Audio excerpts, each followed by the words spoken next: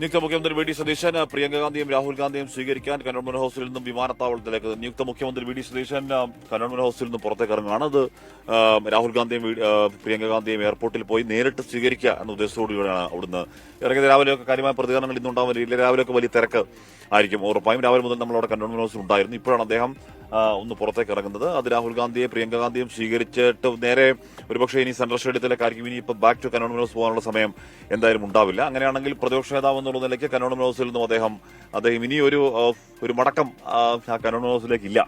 ഇനി ക്ലിഫ് ഹൌസിലേക്ക്, മുഖ്യമന്ത്രി ക്ലിഫ് ഹൌസിലേക്കാണ് ഇനിയുള്ള യാത്ര. പ്രതിപക്ഷ നേതാവ് എന്നുള്ള നിലയ്ക്ക് കന്റോൺമെന്റ് ഹൌസിൽ നിന്നും അദ്ദേഹം അവിടെ നിന്ന് വിട പറഞ്ഞ് യാത്ര പറഞ്ഞ് ഇറങ്ങുകയാണ്. നമ്മൾ നേരത്തെ വാർത്താതാറാവുകളെ കണ്ടായിരുന്നു, അവരോടൊക്കെ യാത്ര പറഞ്ഞ് അദ്ദേഹം അവിടെ നിന്ന് ഇറങ്ങുകയാണ്. ഇറങ്ങി ഇനി ക്ലിഫ് ഹൌസിലേക്കാണ്. ഇനി മുഖ്യമന്ത്രിയാണ്, കേരളത്തിന് അടുത്ത 5 വർഷത്തെ മുഖ്യമന്ത്രിയാണ് വി ഡി സതീശൻ. അപ്പോൾ ഇവിടെ സത്യപ്രതിജ്ഞയ്ക്കുള്ള എല്ലാവിധ ഒരുക്കങ്ങളും അവിടെ ഗംഭീരമായി തന്നെ പൂർത്തിയാവുന്നു. ഇവിടെ കട്ട ബ്ലോക്കൊക്കെ തുടങ്ങിയിട്ടുണ്ട്, വലിയ ഗതാഗത നിയന്ത്രണമൊക്കെ തുടങ്ങിയിട്ടുണ്ട്. അപ്പോൾ ഒന്ന് സൂക്ഷിച്ചും കണ്ടുമൊക്കെ ഇന്നിപ്പോൾ തലസ്ഥാന നഗരിയിൽ ഇപ്പോൾ പുറത്തിറങ്ങുന്നവർ റോഡിലൊക്കെ സൂക്ഷിച്ചും കഴിഞ്ഞൊക്കെ ഇറങ്ങുക. കനത്ത സുരക്ഷാ ക്രമീകരണങ്ങൾ ഒക്കെ ഉണ്ട്. റോഡുകളൊക്കെ ബ്ലോക്കായി തുടങ്ങുന്നുണ്ട്.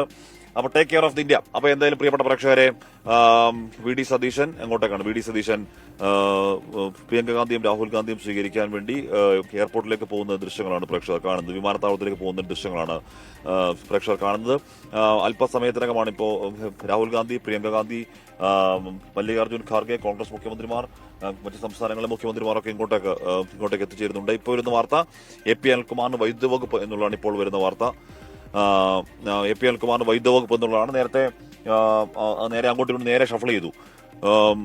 കെ മുരളീധരന്റെ വൈദ്യുതിയായിരുന്നു, അനിൽകുമാർ ആരോഗ്യമായിരുന്നു. പക്ഷേ കെ മുരളീധരന് കഴിയില്ല എന്ന കട്ടയ്ക്ക് നിന്നു. അതിനുശേഷം അതിൽ മാറ്റമുണ്ടായി.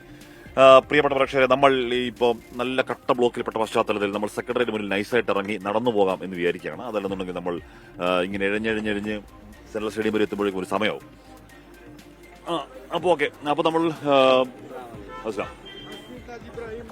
എന്താണ് സുഖല്ലേ? ഓ, എന്തൊക്കെയുണ്ട്? സുഖല്ലേ?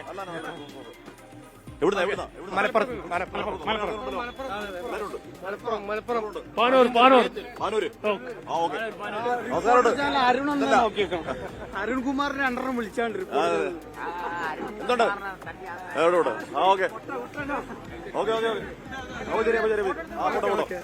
ഫോട്ടോ.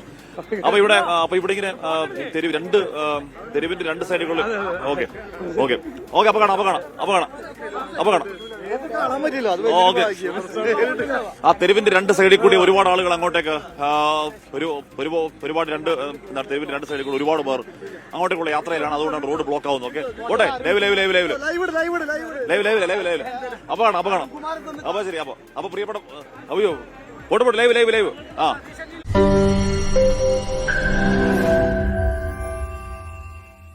ലോകത്തെവിടെയായാലും ഏത് സമയത്തും 24 വാർത്തകളും ഓഗ്മെന്റഡ് റിയാലിറ്റി പാക്കേജുകളും എക്സ്പ്ലെയിനറുകളും വിശദമായി കാണാൻ ഞങ്ങളുടെ യൂട്യൂബ് ചാനൽ നിങ്ങൾക്ക് സബ്സ്ക്രൈബ് ചെയ്യാം.